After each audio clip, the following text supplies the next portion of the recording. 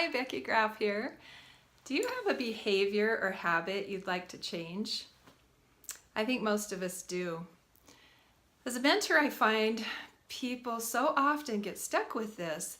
They recognize there's a behavior they want to change, but they just don't know how to do it.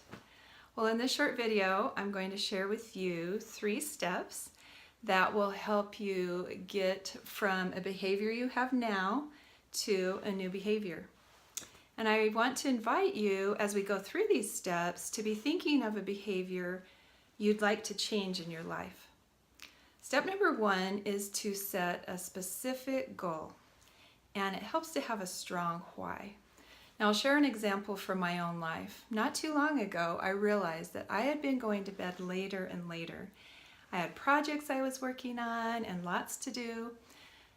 The problem was that I was either not getting enough rest and I was really tired the next day, or sometimes I would just wake up later than I wanted to the next morning, and I would miss out on that prime time where I feel like I get a lot of my important things done.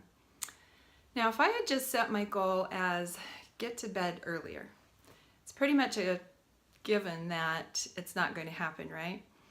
Instead, my goal was I will start my night routine getting ready for bed at 10:30 p.m. and be in bed at 11. It's so important that we set specific goals. Step number 2 is to identify the obstacles that are between your present behavior and your desired behavior. There's always going to be obstacles between those 2 points. Be proactive in seeing those things that might sabotage you. In my example, I identified that I had some emotions in the way and some limiting beliefs that I needed to address that were telling me that I couldn't get my work done unless I stayed up late, and that I needed to reward myself with a little bit of Facebook time or TV time at the end of the day. There are so many great tools to help move these emotions out of the way.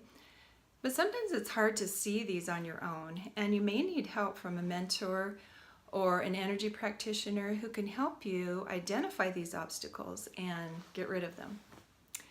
Okay, step number 3 is to realize it's a process, not an event.